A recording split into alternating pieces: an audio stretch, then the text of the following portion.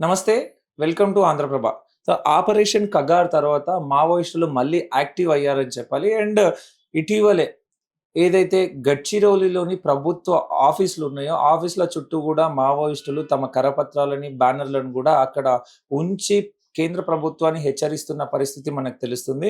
And ఏదైతే ఆదివాసులున్నారో, ఆదివాసుల అణచివేతకి గురైనా గాని, లేకపోతే ఆదివాసుల హక్కులని కాలరాయాలి అని చెప్పేసి కేంద్ర ప్రభుత్వం గాని, రాష్ట్ర ప్రభుత్వం గాని చూస్తే తగిన గుణపాఠం చెప్తామని చెప్పేసి కూడా మావోయిస్టులు ఆ కరపత్రాల ద్వారా హెచ్చరిస్తున్న పరిస్థితి మనకు తెలుస్తుంది. అండ్ ఆదివాసుల మీద మీ పెత్తనం ఏంటి? మా హక్కులు మేము కాపాడుకుంటాం అని చెప్పేసి కూడా మావోయిస్టులు అల్టిమేటం జారీ చేసింది కూడా క్లియర్‌గా కనపడుతున్న పరిస్థితి. అండ్ కేంద్ర ప్రభుత్వం అయితే ఖచ్చితంగా వెనక్కి తగ్గాలి. అండ్ మావోయిస్టుల అణచివేతకు గాని, లేదా ఆదివాసుల అణచివేతకు గురైతే మాత్రం సహించేది లేదు. ఖచ్చితంగా మీకు తగిన గుణపాఠం చెప్తాం, తగిన బుద్ధి చెప్తాం అని చెప్పేసి కూడా మావోయిస్టులు హెచ్చరిస్తున్న పరిస్థితి మనకు తెలుస్తుంది. ఏది ఏమైనా కేంద్ర ప్రభుత్వం చర్యలు ఎలా ఉంటాయి అనేది కూడా చూడాల్సిన పరిస్థితి. ఈ సందర్భంలో మావోయిస్టుల కరపత్రాలు, బ్యానర్‌లు వెలిసిన సందర్భంలో కేంద్ర ప్రభుత్వం అలర్ట్ అయ్యి, రాష్ట్ర ప్రభుత్వం అలర్ట్ అయ్యి గడ్చిరోలిలో ఉన్న ప్రతి ఒక్క ప్రభుత్వ ఆఫీసుల చుట్టూ పటిష్టమైన బందోబస్తును కూడా ఏర్పాటు చేయడం జరిగింది. ఎటువంటి ఆఫీసర్‌లను కిడ్నాప్ చేయడం గాని, లేదా వాళ్ళ కిడ్నాపుల ద్వారా ప్రభుత్వం మీద గాని, కేంద్ర ప్రభుత్వం మీద గాని ఒత్తిడి తెచ్చే ప్రయత్నాలు ఏమన్నా మావోయిస్టులు చేస్తే వాటిని అక్కడే అరికట్టాలి అనే విధంగా పటిష్టమైన బందోబస్తును కూడా ఏర్పాటు చేసిన పరిస్థితి కూడా మనకు తెలుస్తుంది. అండ్ మావోయిస్టులు క్లియర్ కట్‌గా అల్టిమేటం జారీ చేశారు అని చెప్పేసి చెప్పాలి. కేంద్ర ప్రభుత్వానికి ఖచ్చితంగా ఏదైతే ఆదివాసులున్నారో, ఆదివాసుల అణచివేతకు గురి కాకూడదు. ఆదివాసుల మీద మీ పెత్తనం చెలాయించకూడదు.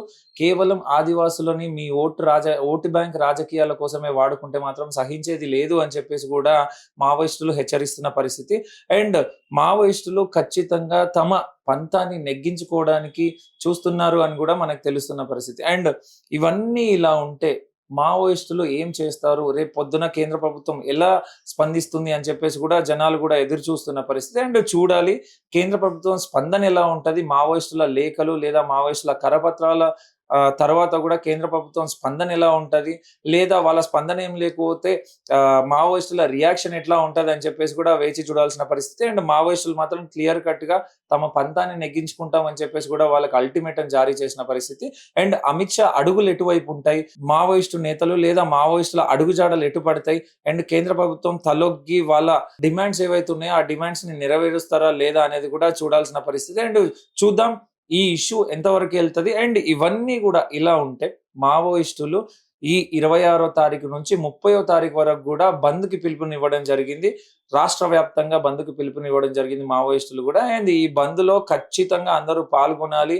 మీ మంచి కోసమే మేము చేస్తున్నాం అన్నట్టుగా జనాల్లో ఒక సందేశాన్ని గూడా పంపించే పరిస్థితి గూడా మనకు కనిపిస్తుంది. పంపించినట్లు గూడా తెలుస్తుంది. అండ్ చూద్దాం వాళ్ళ బంద్ ఎంతవరకు సక్సెస్ అవుతది. అండ్ అమిత్ షా గాని, కేంద్ర ప్రభుత్వం గాని ఎలా రియాక్ట్ అవుతది. వాళ్ళ రియాక్షన్‌ని బట్టి మావోయిస్టులు ఎలా రియాక్ట్ అవుతారనేది గూడా మనం చూడాల్సిన పరిస్థితి. కెమెరామెన్ ప్రవీణ్‌తో మల్లేష్, ఆంధ్రప్రభ, హైదరాబాద్.